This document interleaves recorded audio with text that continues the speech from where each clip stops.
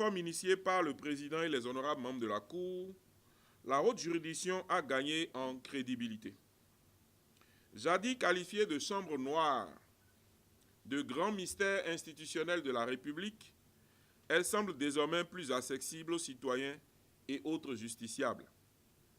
La plupart viennent y défendre leurs droits, d'autres se défouler de leurs frustrations administratives ou familiales.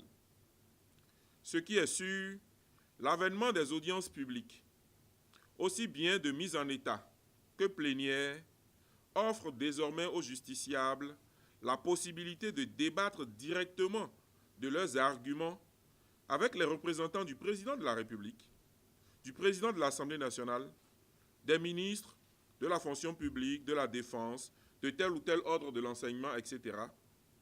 L'égalité entre les citoyens, l'égale soumission aux droits des citoyens et des gouvernants qui caractérisent l'état de droit est mise en œuvre sous nos yeux, semaine après semaine.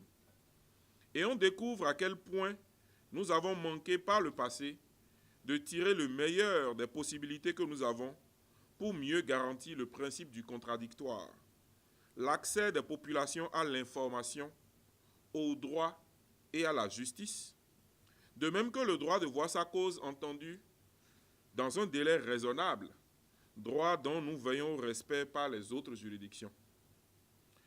L'humilité qui caractérise les grands hommes a conduit la Cour à envisager la tenue d'un grand colloque anniversaire en juin de cette année. Ce sera ainsi l'occasion de mesurer l'impact de cette réforme et d'écouter les commentaires et recommandations de la doctrine la plus éclairée sur la question. Il en sera de même, au fond, de l'analyse pointue qui a conduit la Cour à revenir sur l'un de ces faits d'armes du passé, le contrôle préalable obligatoire des lois votées avant leur promulgation.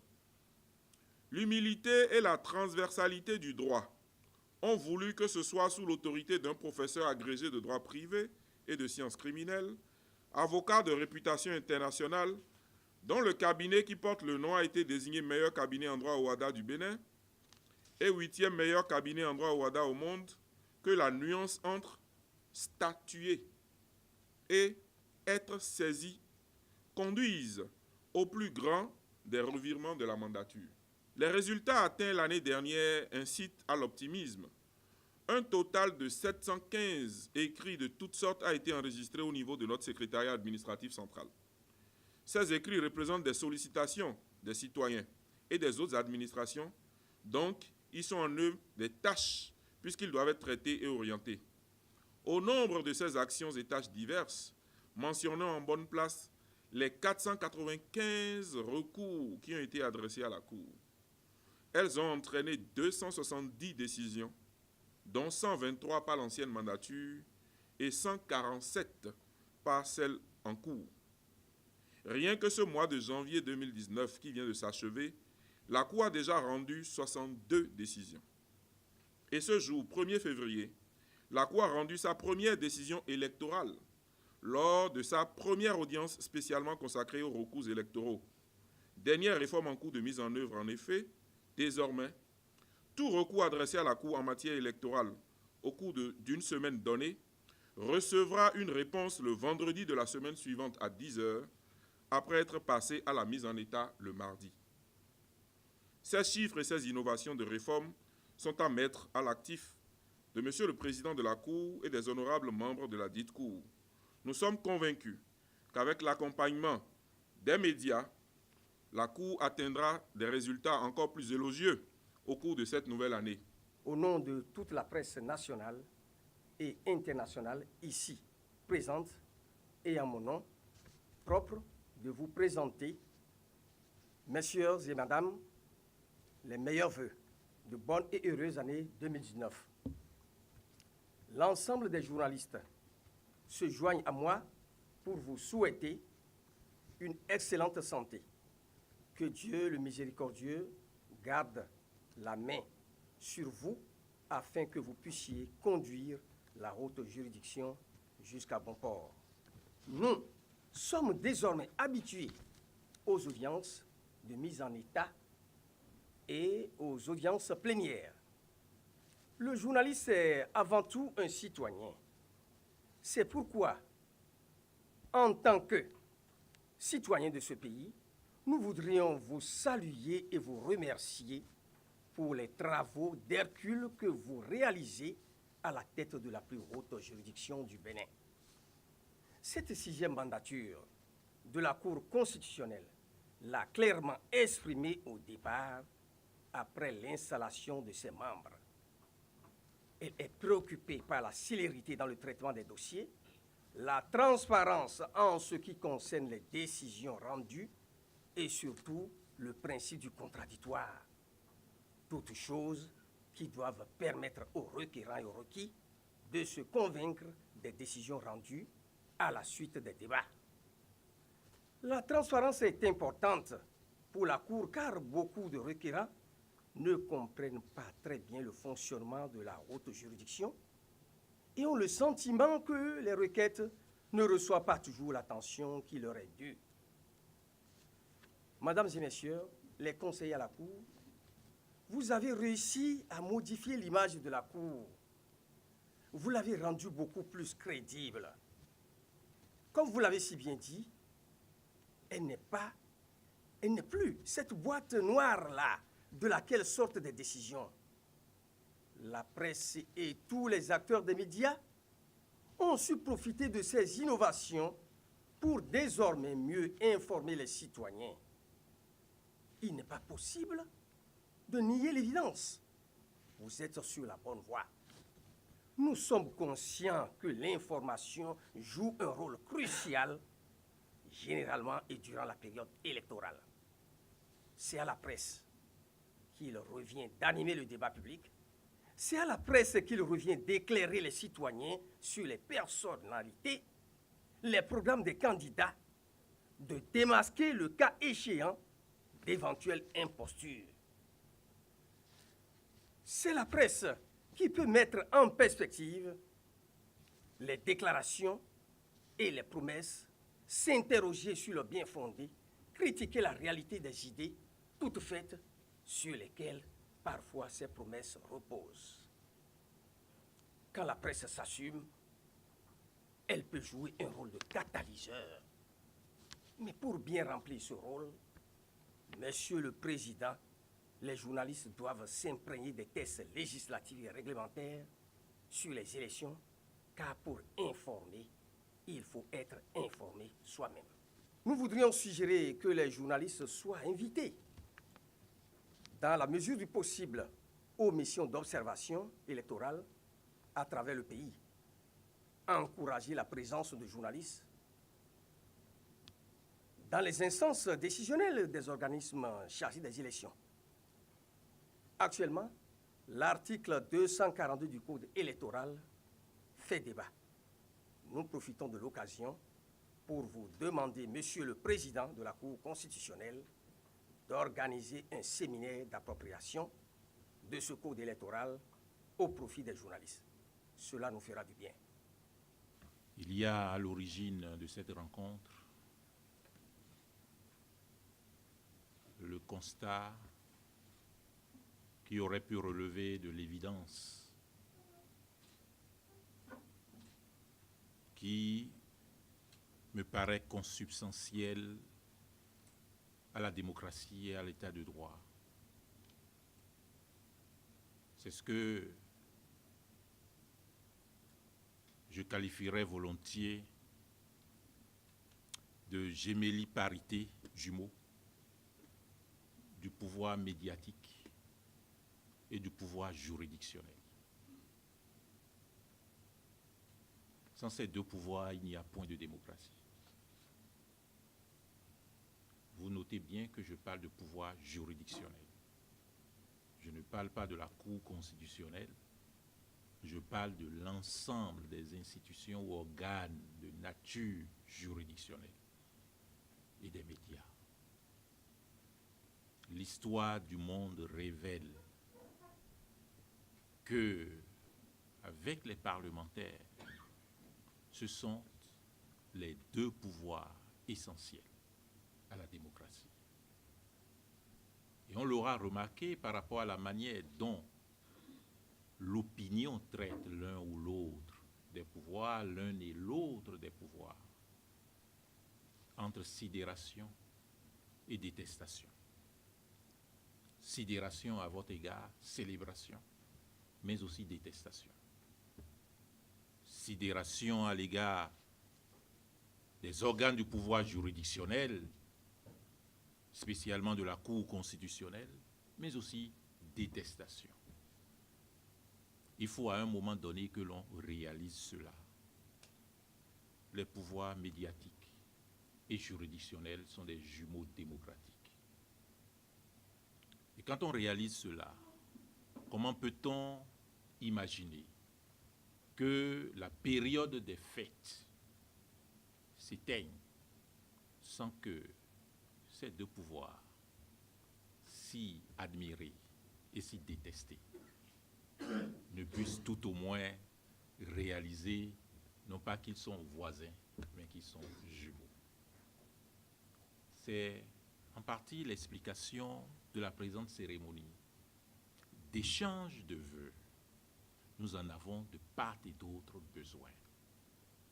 On pourrait, de manière subjective, en ce qui me concerne, relever que le journalisme n'a pas été trop loin de ma vocation, Monsieur le Président.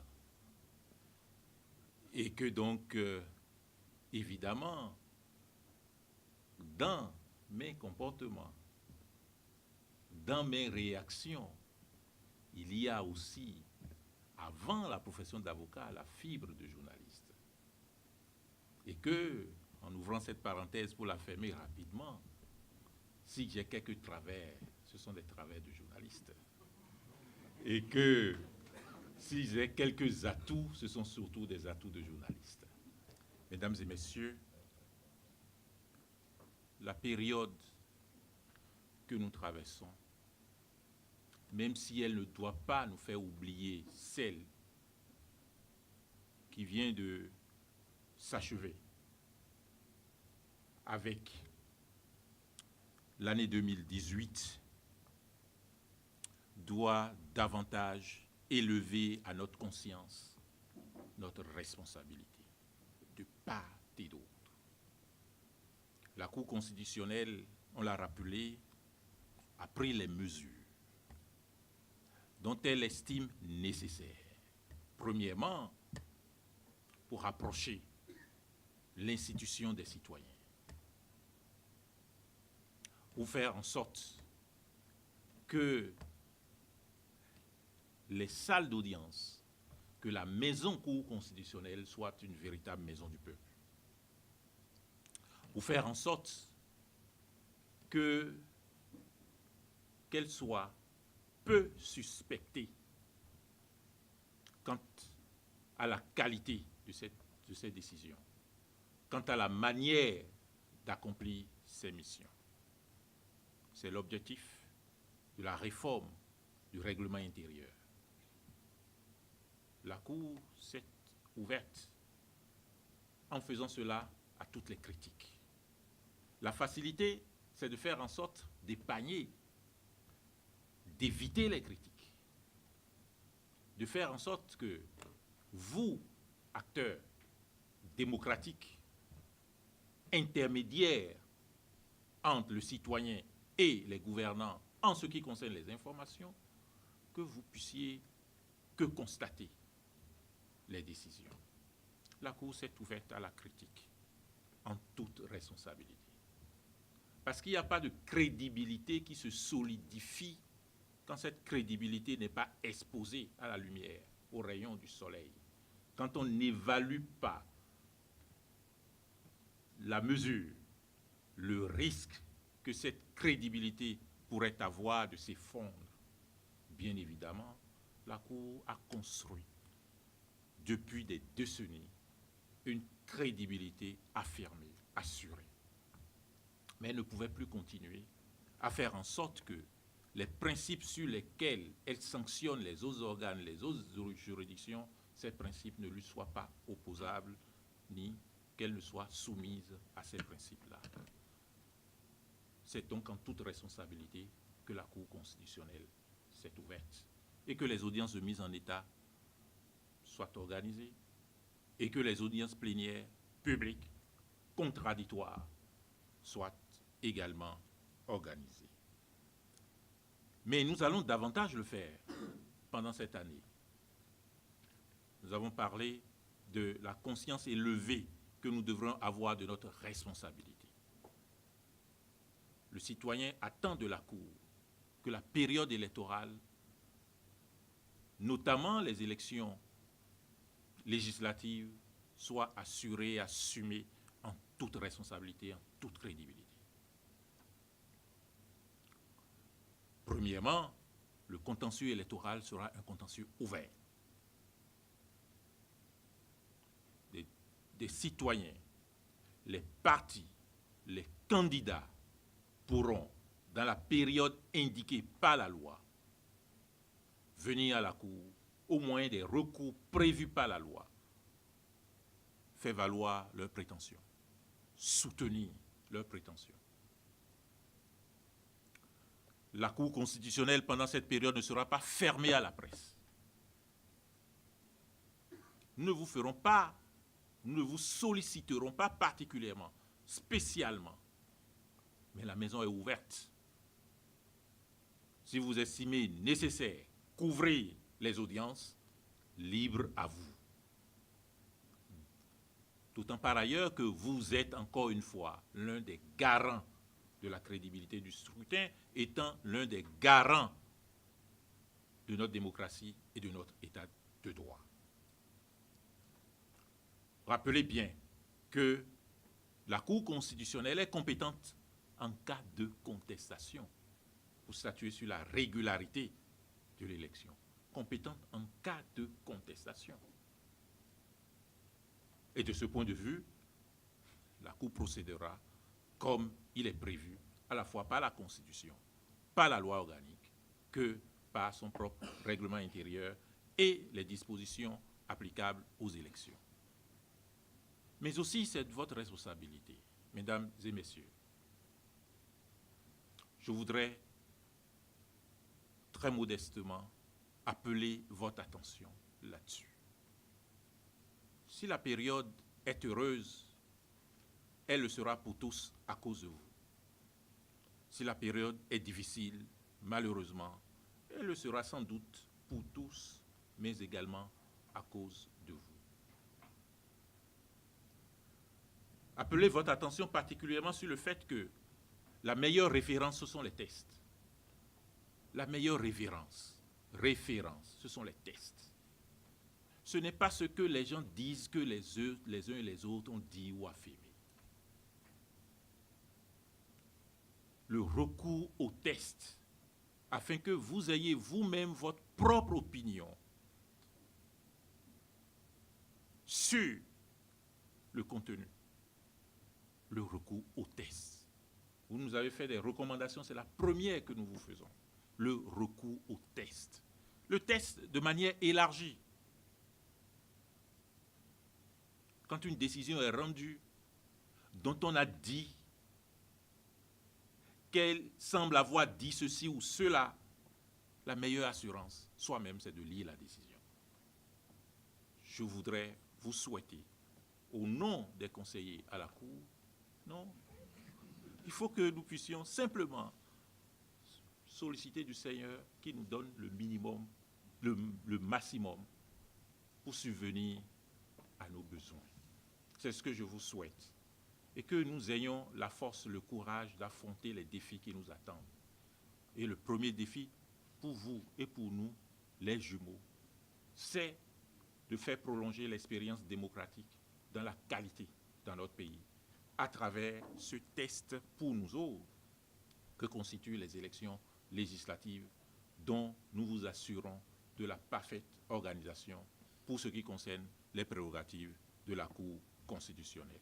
Bonne année, très bonne année, et que Dieu nous accorde de nous revoir d'ici quelques mois en ces lieux et places. Je vous remercie.